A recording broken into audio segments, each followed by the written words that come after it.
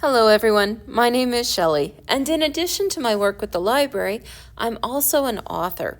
Today, I'm going to be sharing some great tips that I've picked up from other professionals in the field that you can use for either plowing through writing if you're doing National Novel Writing Month, or if you're stuck on a segment of a project, or you want to go back and make your writing work better.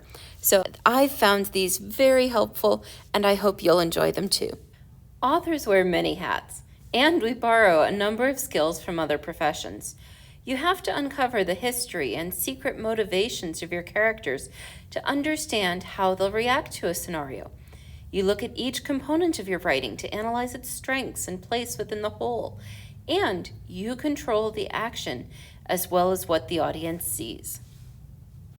In modern stories, readers expect to get to know your characters inside and out, and there are a number of great strategies that you can use to help unearth everything that you'll need to craft well-rounded, engaging characters. Often, we grew up looking at character development like we were meeting a new kid at school. What do they look like? What's their favorite color and food? How do they like to wear their hair? However, to be able to really know your character, you need to know a lot more about them. Instead of exploring 3 to 4 things, many professional authors will have a dozen or more categories that all impact how a character behaves and makes decisions. Things like careers, culture, relationships, beliefs, passions and addictions, romantic attractions, or styles, fears, secrets. In as many of the categories as you can, have some kind of conflict, contradiction, or secret. In our example on the blue field, the character studied ballet, but works in a completely different area. They're married, but they're wondering if their spouse is as committed to the relationship. And they've just discovered a secret about their boss that could impact not only their career, but their life. The more areas where you have potential conflicts or sources of character decisions and growth, the more you can weave into your narrative to keep your characters off balance and action moving forward. Now, it's important to note that this information is for you. Until it becomes relevant for the reader and the story, they don't need to know it. But knowing more about your character and then revealing it to the reader through their actions, decisions, mannerisms, that has the ability to really elevate your characterization. So the question becomes, how do we actually show this? And the answer is pairs, P-A-I-R-S, or a character's physicality, their actions, their inner thoughts, their reactions to stimuli in the moment, and their speech. All of these different things give you a way to show the audience and the reader who your character is, and through those little tidbits and teasers to get to know more about them. As an exercise, try writing your own scene using each of these categories to give the reader information about your character. Here are a couple that I did for a character I'm calling Chris. In these examples, the basic action is identical. Chris enters a crowded conference room just before a meeting starts. The spoken dialogue and internal thoughts are the same.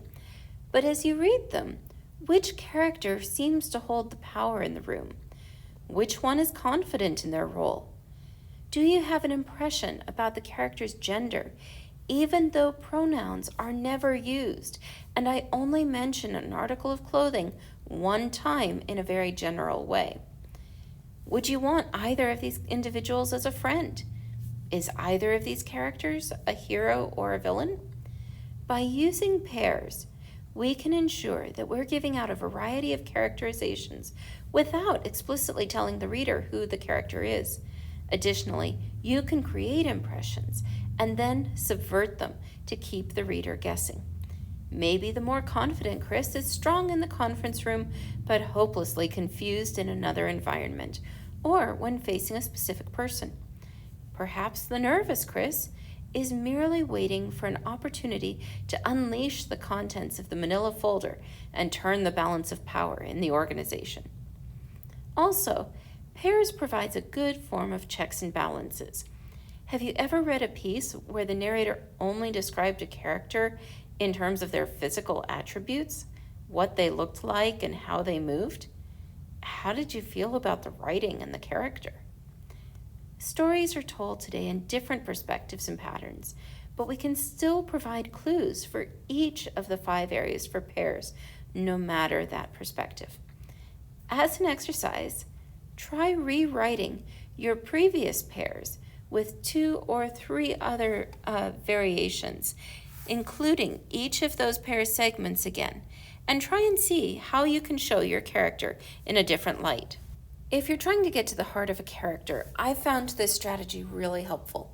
I initially ran across it as a business strategy called the 5 whys. The purpose is to ask the question why 5 times in order to get to the root of a challenge and then brainstorm solutions. However, I found that it works really well with characters too, and I've changed it a bit to 4 whys and a how. I had a juvenile character. We'll call them Chris again. Now, every day after school, Chris would end up walking by a bakery on the way home. The woman in charge of the bakery would offer them a chocolate chip cookie, but they never took it. I also knew that as a twist, I wanted this character to be revealed as absolutely loving chocolate chip cookies. So a tender bonding moment near the climax would be Chris and the bakery owner actually making these cookies together. I'd written myself into a bit of a corner. If Chris loved that type of cookie, why couldn't they accept the ones the woman offered? Being on a diet or being allergic to it were possibilities, but really wouldn't lead me to the touching moment at the end with the baker. So I tried this strategy. Step 1, ask a question. Why did Chris love the cookies? Well, they make Chris feel happy and safe. Okay, that's a start. Step 2, go deeper. Why do they make Chris feel happy and safe? Well, because they reminded Chris of childhood and family memories. Okay, why do they remind Chris of that? You can see where I'm going here. Well, before the accident, Chris's mom used to make these same type of chocolate chunk cookies. The whole house was filled with the smell that now drifts from the bakery. Now I finally understood why this is important to my character. I now know there's been an accident, that unlike Mom, Chris survived. But Chris no longer lives in the childhood home. Instead, Chris has a new home where there's love, but no baking routine. And every time Chris smells these wonderful chocolate chunk cookies, there's a mental, emotional conflict happening. Finally, how does this impact the character? Chris loves this smell, but doesn't dare try the cookies. What if they aren't as good as Chris remembers? Or worse, what if they're better than Mom's cookies? That would be a terrible betrayal, wouldn't it?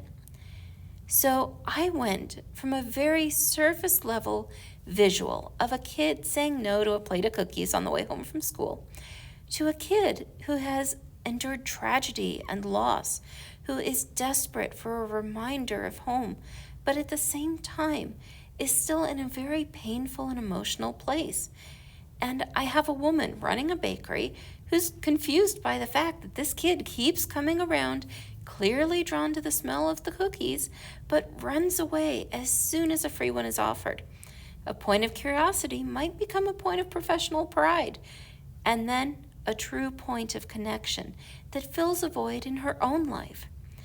Now, I had a real emotional core and a secondary plot line for 2 characters just from asking 5 questions.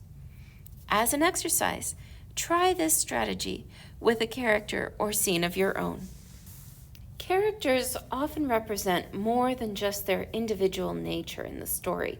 They might represent or stand in for familial figures, segments of society, or topics that the author wants to highlight. Each character also represents part of the structure of the story itself. In addition to the protagonist and antagonist, you'll have helpers, guides, obstacles, wild cards, and more. Guides provide information and teach skills that your protagonist will need. Helpers will assist your hero, but are secondary or temporary characters. Dragons are obstacles, fierce and powerful. They could potentially destroy your hero, or, if swayed to the protagonist's side or bribed sufficiently, they could be a powerful ally. Either way, they force your protagonist to dig deeper and climb higher. And the wild cards are the Captain Jack Sparrows of the world. They tend to wander around doing their own thing for their own reasons, often causing chaos of one kind or another. That will usually throw your hero for a loop. The next layer of challenges is that each of these characters may fulfill these roles for your hero's story, but they're also their own individual, with inner lives and goals of their own. So they have to do actions for reasons that make sense to or benefit them directly, and not just to move your hero to the next stage of adventure.